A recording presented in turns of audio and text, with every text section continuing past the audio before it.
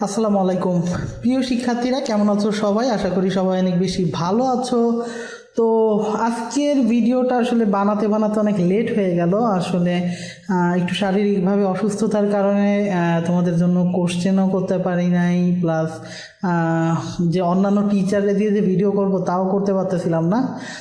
আর সবথেকে বড় ব্যাপার হচ্ছে আমি ভিডিও বানাতে পারতেছিলাম না শারীরিক অসুস্থতার কারণে। তো ভিডিও শুরু করার আগে বলি, আমার চ্যানেলে যারা নতুন আছেন অবশ্যই চ্যানেলটা সাবস্ক্রাইব করে ফেলবেন। আর আজকে আমরা নার্সিংয়ের একদম ফাইনাল রিভিশন, ফাইনাল গুরুত্বপূর্ণ 20টা এমসিকিউ সিলেক্ট করেছি। এটা বাংলা টপিক্সের উপরে। আমরা আসলে আজকে বাংলা দিতেছি, এর পরের দিন থেকে অন্যান্য সাবজেক্টেরগুলা জাস্ট লাস্ট ফিনিশিং যে ভিডিওগুলো সেইগুলো আমরা দেওয়ার চেষ্টা করবো, যেহেতু পরীক্ষা এই সপ্তাহের পরের সপ্তাহে। সো সেই হিসাব করে আমরা ভিডিও দিতেছি। আর আজকের পরীক্ষাটা আমি অবশ্য হোয়াটসঅ্যাপ গ্রুপে প্লাস আমাদের কমিউনিটিতে জানাই দিয়েছিলাম যে আজকের পরীক্ষাটা হচ্ছে বাংলা, শুধু বাংলা বিষয়ের উপরেই হবে। 50 মার্কের এমসিকিউ নিব, সাবজেক্ট ফাইনাল যেটা। তো আশা করি সবাই এক্সামটা দিতে পারবেন। এটাও আমি আসলে পিন কমেন্টে দিয়ে দিব। দেখেন, পিন কমেন্টটা দেখলেই আসলে বাংলা ওইখানে লিঙ্কটা পেয়ে যাবেন পরীক্ষা দেওয়ার। আর কে কত পাইতেছেন অবশ্যই সেটা কমেন্ট করে জানাবেন। কে কোথা থেকে দেখতেছেন সেটাও কিন্তু কমেন্ট করে জানাবেন।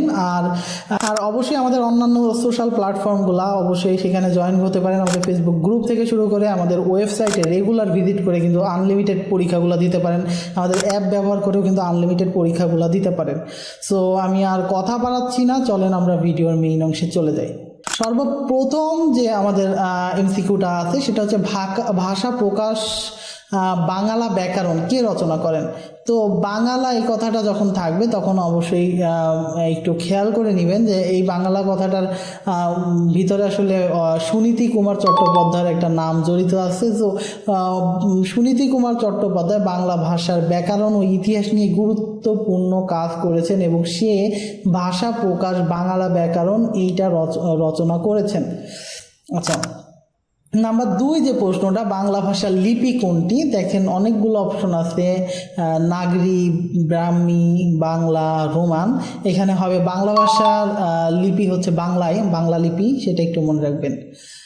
আচ্ছা, নাম্বার 3 যে প্রশ্নটা, কাজল শব্দটি কোন শ্রেণীর শব্দ? কাজল শব্দটি হচ্ছে বস্তুবাচক বিশেষ্য। যেহেতু কাজল কিন্তু আমরা চোখে দেই, যে মানুষ দেখবেন যে চোখে দেয় কাজল দেয়, বিশেষ করে মেয়েরা। তো সেই হিসাব করে এটা কিন্তু একটা বস্তুবাচক বিশেষ্য পদ। সো অবশ্যই মনে রাখবেন এটা হচ্ছে বিশেষ্য, মানে বস্তুবাচক বিশেষ্য। নাম্বার 4 যে প্রশ্নটা সেটা হচ্ছে আপনি শব্দটি কোন পদ? এখানে আমরা সাধারণত কোনো নাম যদি থাকে সেইটা হচ্ছে বিশেষ্য পদ, আর যদি হি মানে সে বা তারা, তিনি, এই কথাগুলো যদি থাকে তাহলে কিন্তু সর্বনাম পদ। সেক্ষেত্রে আপনি এটাও কিন্তু একটা সর্বনাম পদ।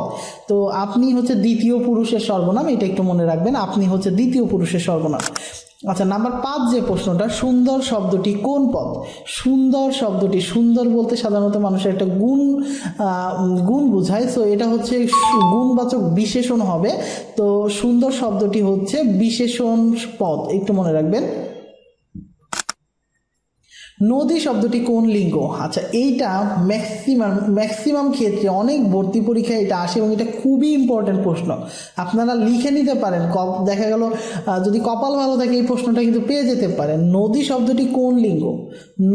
নদী শব্দটি হচ্ছে স্ত্রীলিঙ্গ, এটা মনে রাখবেন, নদী শব্দটি হচ্ছে স্ত্রীলিঙ্গ। আচ্ছা, কৃষক শব্দের উপসর্গ কোনটি? কৃষক, এটা আমি অবশ্য পরীক্ষায়ও দিছিলাম, গত পরীক্ষায়ও সম্ভবত দিছিলাম। এটা হচ্ছে দেখেন কৃষ, ক্রি, অনেকে ভুল করে এখানে ক্রি দিয়ে দেয় বা কৃষ দিয়ে দেয়। এটা কিন্তু ক্রি বা কৃষ হবে না, এটা হবে মানে এটার অ্যান্সার কিন্তু এখানে নাই, এটা একটু মনে রাখতে হবে। এটার কোনো উপসর্গ থাকে না, কৃষক শব্দের কোনো উপসর্গ নাই। আচ্ছা, উপকার শব্দটি কোন ধরনের শব্দ? উপকার, এখানে উপ নামক একটা উপসর্গ যুক্ত থাকে, এজন্য এটা হচ্ছে উপসর্গযুক্ত শব্দ। নাম্বার 9 যে প্রশ্নটা, যত সুখ যত বড় মুখ নয় তত বড় কথা, এটি কোন ধরনের বাক্য? দেখেন এইটা যত বড় মুখ নয় তত বড় কথা, এতে একটি প্রধান এবং আশ্রিত উপবাক্য আছে। একটা প্রধান এবং আশ্রিত উপবাক্য আছে। যত বড় মুখ নয় তত, মানে এখানে মুখের সাথে কথার একটা কম্পেয়ার করছে। এখানে একটা আশ্রিত উপবাক্য আছে এবং একটি প্রধান বাক্য আছে, তো এই জন্য এটাকে বলা হয় হচ্ছে জটিল বাক্য। আচ্ছা, নাম্বার 10 যে প্রশ্নটা সেটা হচ্ছে যার গর্ভ নেই তাকে বলা হয় এটা কোন বাগধারা প্রযোজ্য? তাকে বলা হয় হচ্ছে গর্ভহীন, মানে হচ্ছে যার গর্ভ নাই এটা হচ্ছে বলা হয় গর্ভহীন, মানে এটা একটা বাগধারা। গর্ভহীন হচ্ছে একটা বাগধারা এবং এই গর্ভহীন হচ্ছে এটার অর্থ হচ্ছে যার গর্ভ নেই।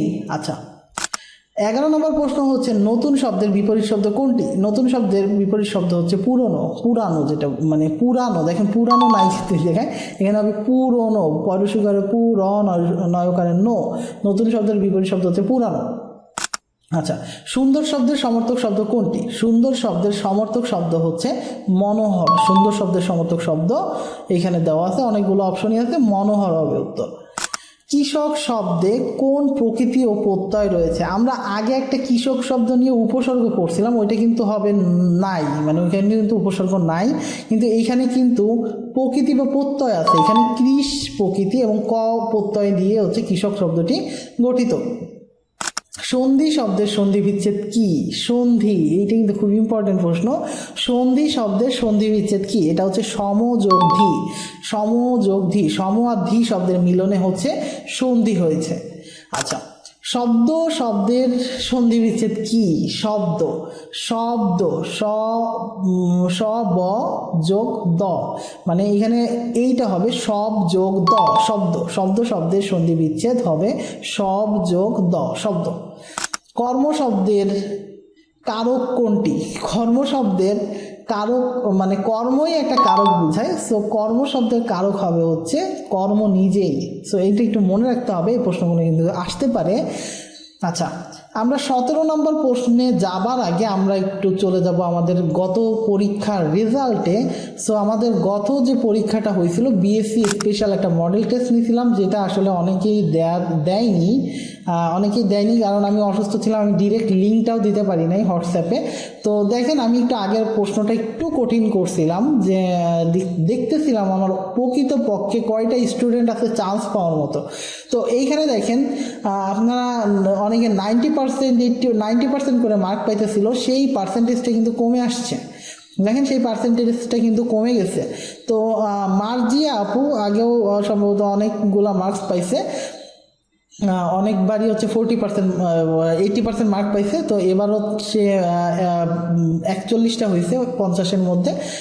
মার্জি আপুকে অনেক বেশি ধন্যবাদ, অনেক ভালো একটা ফলাফল করছে। এরপরে মুন্নি, সাদিয়া খান, আফরিন, সাদিয়া, এমএসটি রিয়া, তারপর হচ্ছে জুবলি, ইয়াসমিন, মনি, তামান্না, সিনথি, আলিজা, সিদ্দিকা, হুমায়রা, মরিয়ম শিকদার, এই কয়জন মোটামুটি আমাদের ভালো মার্ক পাইছে, এদেরকে ধন্যবাদ। এরা 70% মার্ক পাইছে। তো আজকের যে এমসিকিউ এক্সামটা, এটা বাংলার জন্য, বাংলা স্পেশাল মডেল টেস্ট আমরা নিচ্ছি, বাংলা সাবজেক্ট ফাইনাল। কারণ এরপরে আমরা সাবজেক্ট ফাইনালগুলো নেওয়ার পরে তারপরে আমরা ডিরেক্ট যে 100 মার্কের 2টা বা 1টা যে কয়টা পারি আমরা পরীক্ষা নেওয়ার চেষ্টা করব। আমরা 5টা সাবজেক্টের জন্য 5টা সাবজেক্ট ফাইনাল এবং বিএসসিদের জন্য একটা বিজ্ঞানের উপর একটা সাবজেক্ট ফাইনাল নিব। এটা নেওয়ার পরে আমরা হচ্ছে ডিরেক্ট নিয়ে যাবো। আমরা টানা এই কয়দিন আসলে পরীক্ষা নেওয়ার চেষ্টা করব। সো সেভাবে করে আমাদের সাপোর্ট দিয়েন। আর হতে পারে যে 2টা একটা হয়তো পরীক্ষা 100 মার্কের পরীক্ষা হয়তো বেশিও নিতে পারি, তো চেষ্টা করব বেশি নেওয়ার, যদিও শারীরিকভাবে অসুস্থ। আজকের এক্সামটা কিন্তু সবাই অ্যাটেন্ড করবেন, এটা পিন কমেন্টে দেওয়া আছে, পিন কমেন্টে অথবা ডিসক্রিপশন থেকে কিন্তু ডিরেক্ট পরীক্ষার লিঙ্কে ঢুকতে পারেন। আর এছাড়া আমাদের হোয়াটসঅ্যাপ গ্রুপেও কিন্তু আমি দিয়ে দিব, আর হোয়াটসঅ্যাপ গ্রুপে একদিন পরে দিব। আমাদের ফেসবুক পেজ থেকে দেখে থাকলে আমি ইউটিউব চ্যানেলের লিঙ্ক দিয়ে দিব, সেইখান থেকে ইউটিউব চ্যানেলে যে পিন কমেন্টে এটা পেয়ে যাবেন। আশা করি এই পরীক্ষাটা সবাই ভালো করতে পারবেন। সো আমরা চলে যাব পরের যে প্রশ্নটা, অর্থাৎ 17 নম্বর যে প্রশ্নটা, তুমি শব্দটি কোন পুরুষ নির্দেশ করে? তুমি শব্দটি হচ্ছে দ্বিতীয় পুরুষ নির্দেশ করে। আচ্ছা, প্রথম পুরুষ কোনটা? প্রথম পুরুষ হচ্ছে এখানে হচ্ছে আমি, তুমি, সে। আমি, তুমি, সে। আমি হচ্ছে প্রথম, দ্বিতীয় হচ্ছে তুমি, আর তৃতীয় হচ্ছে সে। এই জিনিসটা একটু মনে রাখবেন। আচ্ছা, তারপর সে শব্দটি কোন পুরুষ নির্দেশ করে? তৃতীয়। আমি মাত্রই যেটা বললাম এটা হবে হচ্ছে তৃতীয়। খাওয়া শব্দটি কোন ক্রিয়ার কাল নির্দেশ করে? এটা হচ্ছে অনির্দিষ্ট ক্রিয়ার কাল সাধারণত নির্দেশ করে। এটা হচ্ছে খাওয়া শব্দটি অনির্দিষ্ট ক্রিয়ার কাল নির্দেশ করে। তারপর হচ্ছে পড়ছি শব্দটি কোন কালের ক্রিয়া? এটা হচ্ছে বর্তমান কালের ক্রিয়া। পড়ছি শব্দটি বর্তমান কালের ক্রিয়া। তো মোটামুটি এই ছিল আজকের এমসিকিউগুলো। সবাই মডেল টেস্ট পরীক্ষাটা দিয়ে নেবেন এবং এই 20টা এমসিকিউ কে কয়টা পারেন কমেন্ট করে জানাবেন। আমাদের সোশ্যাল প্ল্যাটফর্মগুলো কিন্তু অবশ্যই জয়েন করে নেবেন। আমাদের ফেসবুক পেজে কিন্তু ফলো করে দিবেন। আমাদের ইউটিউব চ্যানেলে অবশ্যই নতুনবার হলে সাবস্ক্রাইব করে ফেলবেন। আর যারা অলরেডি সাবস্ক্রাইব করে ফেলছেন তাদেরকে অনেক বেশি ধন্যবাদ। তো আজকে এ পর্যন্তই। দোয়া করবেন আমার জন্য যেন বেশি পরিমাণ অসুস্থ না থাকি, সুস্থ হতে পারি। তো পরের কোনো ভিডিওতে দেখা হবে। ততক্ষণ সবাই ভালো থাকবেন, সুস্থ থাকবেন। আল্লাহ হাফেজ সবাইকে।